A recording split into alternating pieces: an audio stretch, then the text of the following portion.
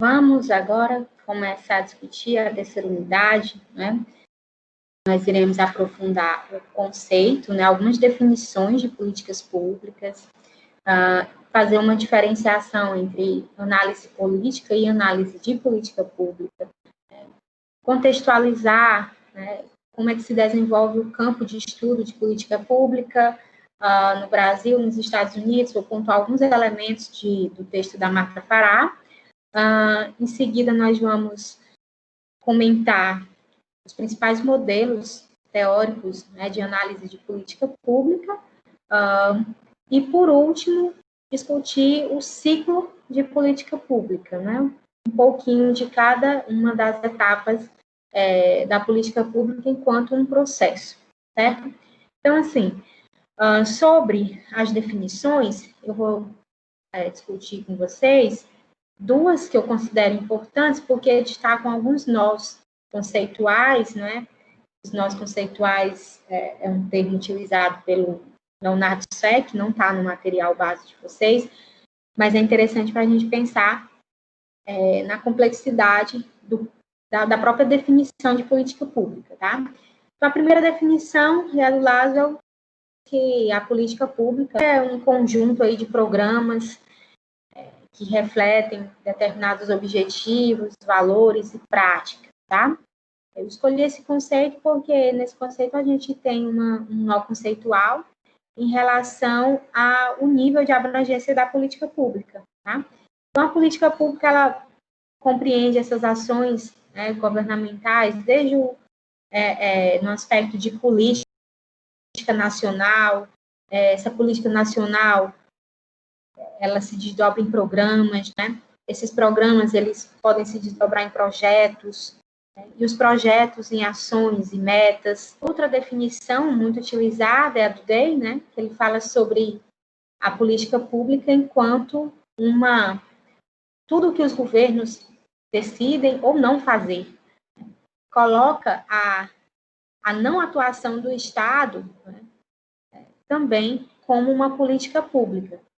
Esse conceito é um conceito mais difícil de se operacionalizar na prática, porque aquilo que o governo não decide, nas áreas que ele não decide atuar, né, ou em que ele não atua, é difícil mensurar quais seriam os resultados dessa não atuação do Estado, né, em algumas áreas, né? Mas é um conceito interessante para pensar o impacto, né, da atuação e da não atuação dos governos na resolução de determinados problemas públicos. No conceito, ainda é interessante a gente pensar num outro nó, que seria a política pública numa perspectiva não estatista, ou seja, não considerar apenas política pública o que os governos fazem, mas toda e qualquer ação, né, voltada para a resolução de um problema público, ainda que seja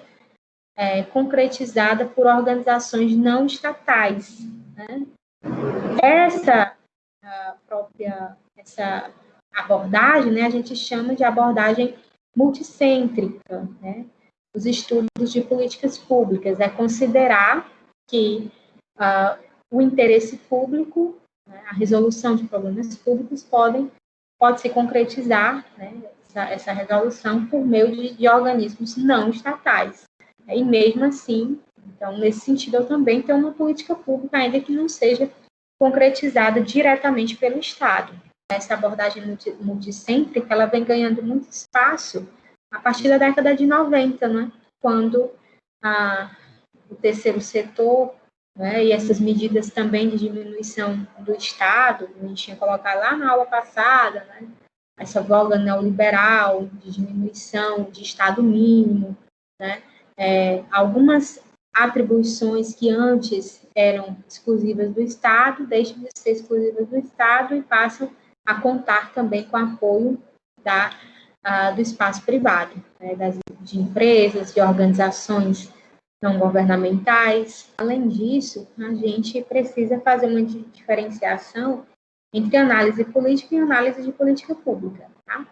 Então, a análise de política, ela compreende, ou melhor, ela enfatiza todos os aspectos relacionados ao âmbito de disputa de poder, né? As eleições, o comportamento dos partidos políticos, os grupos, a pressão dos grupos de interesse, né? Então, eu tenho a possibilidade de fazer uma análise política. E a análise de política pública já tem um caráter mais de aplicação prática nas ações do governo, né? E essa perspectiva de criação e desenvolvimento do campo de estudo de política pública emerge desde a década de 60, né, nos Estados Unidos, e só na década de 90 no Brasil, né, mostrando a necessidade de uma intervenção mais racionalizada para mensurar, né, os índices aí de eficiência, de eficácia e de efetividade de uma determinada política pública, tá? Lembrando que esse índice, esse indicador de eficiência está relacionado com aquela relação custo-benefício, né? À medida que o Estado, nessa coisa de controlar o gasto público, né, pretende diminuir esse campo de ação, é preciso pensar no que gastar, né? E aí, nesse pensamento do que gastar, é preciso considerar a relação, né, de custo-benefício, né? Colocando em imagens mesmo quantitativas, né? Essa ação vai resultar em quanto de benefício para aquela determinada população, né? Quanto de recurso vai ser fornecido para uma determinada obra e quantas pessoas irão se beneficiar disso, né? Fazer esse cálculo. A efetividade, ela está relacionada com quando uma política atinge seus objetivos, né? Do ponto de vista dos burocratas que a planejaram, né? Então, quando se quando se estrutura uma determinada política pública no nível de abrangência de um programa, esse programa já estabelece previamente algumas metas a serem alcançadas, alguns objetivos, e a medir, né, a efetividade é saber se aquela determinada política pública alcançou os objetivos pretendidos em seu plano, né?